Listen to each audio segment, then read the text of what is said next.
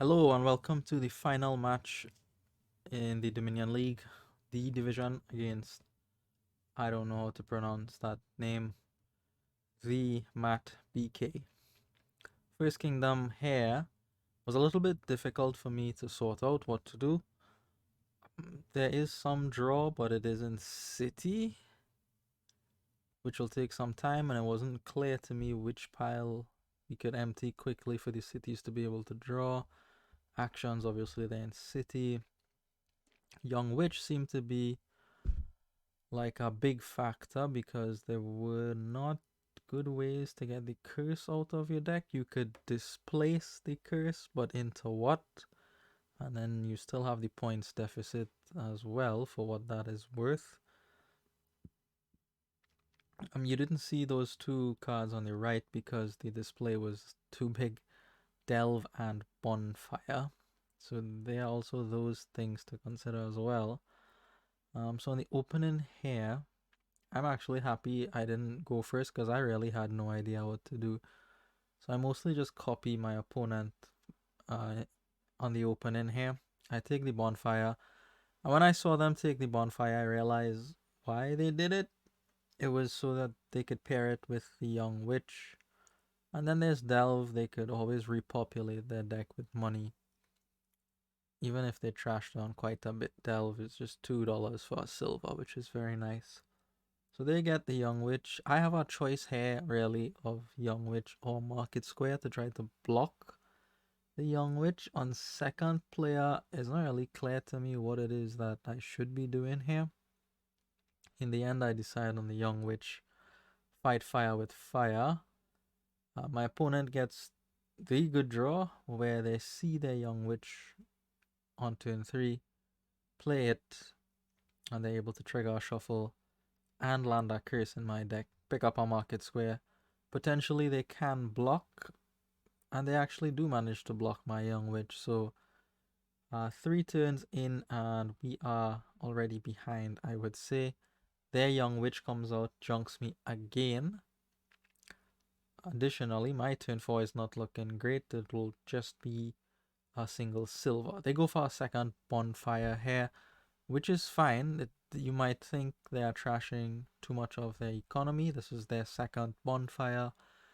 But if they could get one more Bonfire in, which they can, they have 3 coppers left with the Market Square in the hand, they will be able to trigger that Market Square, gain a gold.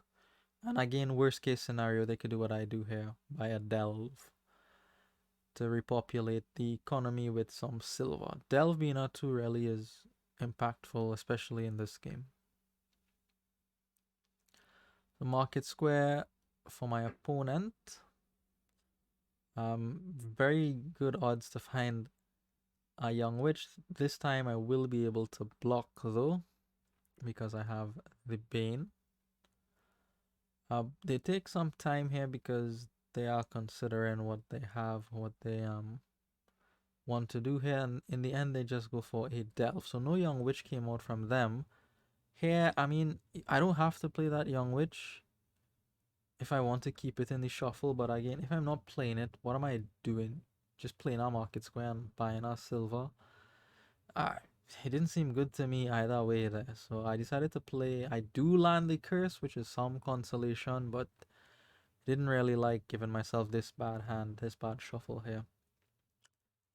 I get a third curse in, so going from bad to worse here.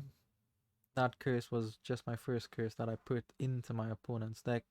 They've put 3 in, and they are going to get the good draw here, where they see both copper and the Market Square is in hand. So when they Bonfire here, oh, never mind, that wasn't this turn. My apologies. So they go for double Delve. I didn't want another silver. I chose another Market Square instead to try to block more frequently. My rationale was, let me try to defend from these curses first, and then I could try to build up my deck from there. I think about following my opponent in scheme, but I didn't see what that was for until later. The scheme is so they could top deck their Market Squares and other cards too, but for now, it'll probably be market squares, so they will have a reasonably reliable defense from my young witch. I get a fourth curse. No, I block here. Haha. Market squares the bane, right? Yeah, I block this one here, and I think here's where they get the good draw to be able to trash while having a market square in hand, right? Do not betray me a second time recording. Do not betray me. No, they betray me. 5 for capital city. Again, uncomfortable. Shuffle to trigger. Don't even land the curse. Draw all my market squares. Luckily, I don't get cursed, but I mean, this is not a great shuffle. 5 is a displace now for them. I gain a scheme here because I have 3 market squares. You know, how many market squares do you want?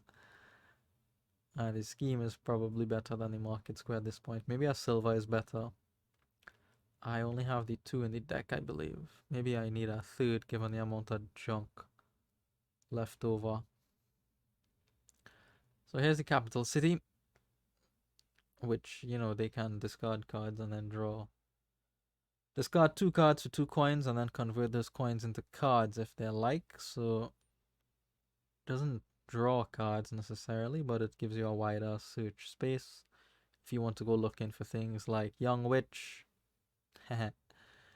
Here's the bonfire play. So they get rid of 6 coppers now, and they put a gold in their deck along with the 3 silver. I land a second curse, so that's good. That's consolation, and I get a 5 there. That's also very good. So I get my capital city, but I'm still very far behind, both in terms of junking, in terms of economy. I have less silver, less gold, and also in terms of gain. I don't have this place. They do something interesting here. They displace.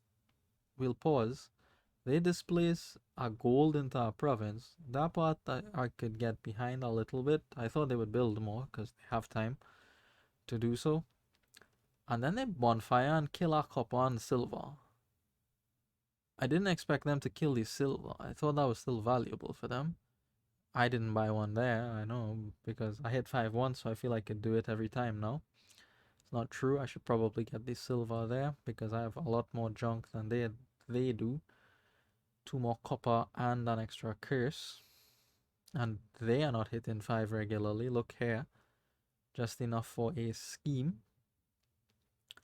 Here I don't have to draw. I could take the 5, but I'm greedy. I want to find the young witch is what I mean, but I don't see the young witch unfortunately. But I don't know. There's an argument to be made there for stopping and taking the 5. I bonfire here, leaving me almost destitute. Just 2 silver and a copper in the deck. And I would like to get the 5, right? Haha, big joke. Okay, so my opponent strings together the capital city and the displace here, so very good for them. They exile an estate, probably into a scheme. Yep. Still no 5 for them, right? This should have been my cue to get more money in the deck.